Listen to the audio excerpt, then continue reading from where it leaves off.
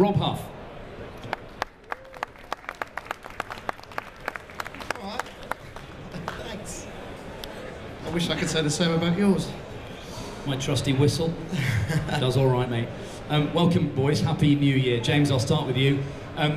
Finally a winner in the British Touring Car Championship last year with 888 in the Vectra. Great championship and a proper team with lots of pedigree, so you must be pleased. Yeah, it took long enough to get the first win, but the Vectra's fairly old. The team were doing a good job to keep developing it. It was fairly hard against the new Hondas and whatever else was about. Jason with the Chevrolet as well. It was nice to get the first win and get it all cleared and done. I had a lot of pressure from H at 888 to get that win. They said they'd won a race every single year they'd been in it, so it was quite tough. And you kept up that momentum, didn't you, by winning? Yeah, we did, and it was based down to consistency, really. The car finished every round, and we scored points in all of them bar 4, so that's what gave us the championship overall. And you were in with a shout at the title, weren't you, right at the end? Yeah, the main championship, we were in the hunt for it. Realistically, we shouldn't have been there with the age of the car, but it was just purely consistency that got us there. We were aiming for the independence title, and that's what we came away with. Huffy, you came into BTCC in 04 after doing Seat one-make racing. A good place for a young driver to start their touring car career. Yeah, definitely. It certainly served me very well. Obviously, I won my drive with Seat, having won the Cooper Championship, and yeah, what a dream come true that was. Unfortunately, there's not many prizes around at the moment, you know, as big as that. But yeah, 9 years later, we're still with RML and with Chevrolet in the World Touring Car Championship. But BTC was always something I wanted to do. I think in a way I kind of wish that I could have had a few more years there, really. Should we stop? Do a swap? No, we're right, thanks. Thanks for the offer.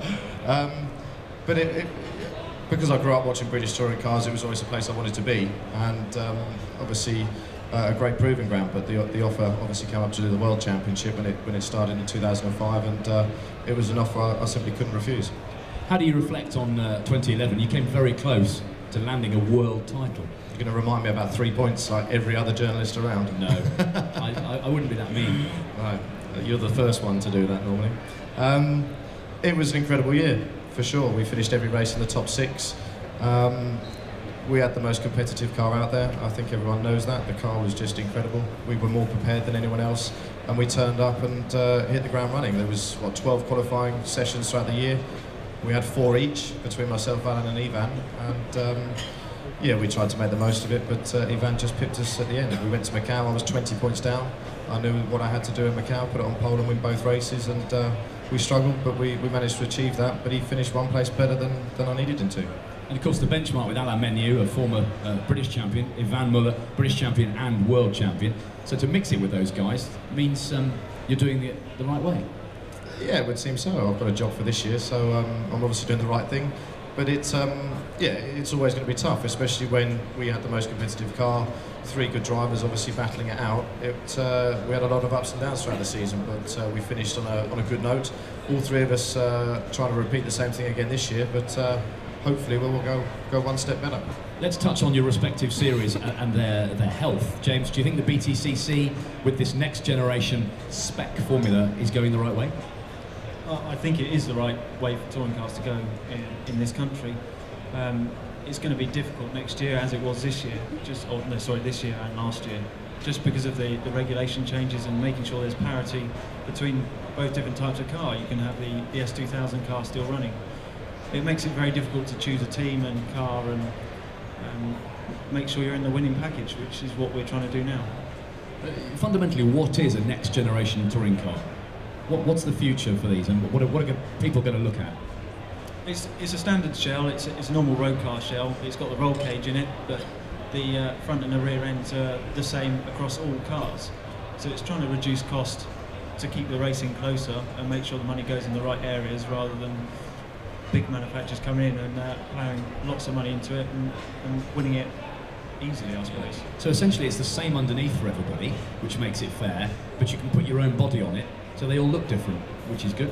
Yeah, it's exactly. It's I suppose like a DTM car, it's a full-on race car underneath, but it's just a shell over the top that makes it all look different. Rob, should the World Touring Car Championship adopt a similar sort of thing? I think James is shaking his head.